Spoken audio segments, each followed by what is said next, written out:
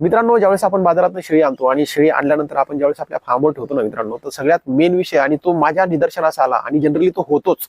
शेळी हा झाडपाला खाणारा प्राणी मित्रांनो, आणि आपण त्यांना काय करतो, बंदिस्त करून देतो.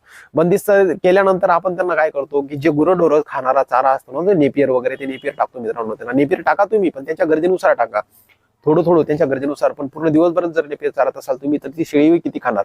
तर मग नुसतं नेपियरने चालत नाही मित्रांनो शेळीपालन. नेपियर हे मोठ्या जनावरांसाठी बनलेलं असतं. शेळीपालनामध्ये उतरायचं असेल तर तुम्ही त्या चाऱ्याच्या व्हरायटीचं चांगलं उत्पादन आपल्या शेतामध्ये करणं खूप गरजेचं आहे. जसं आता तुम्ही माग बघू शकता, असं सुळबाबूळ झाला किंवा घास झालं किंवा दशरथ घास झालं, नेपियर झालं, स्मार्ट नेपियर झालं, गोपी घास झालं, अशा बऱ्याच व्हरायटी मित्रांनो. झाडपाल्यामध्ये तुम्ही निंबाचा पाला देऊ शकता, सुळबाबूचा पाला देऊ शकता, उंबरेचा.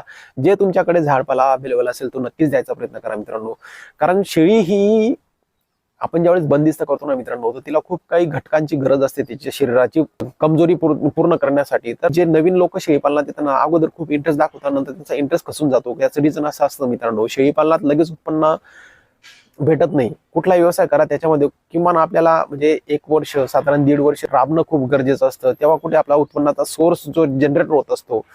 मग त्याच्या अगोदर तुम्हाला संयम ठेवणं खूप गरजेचं आहे. तुम्हाला लगेच शेळीपालनामध्ये लगेच उत्पन्न भेटेल असं अजिबात नाही मित्रांनो. शेळीपालनाचं कागदी गणित खूप छान आहे की त्याच्यात उत्पन्न खूप आहे किंवा प्रॉफिट खूप जबरदस्त, पण त्या प्रॉफिट मागे किंवा उत्पन्नामागे खूप सारी मेहनत असते मित्रांनो, आणि खूप जबरदस्त संयम असतो.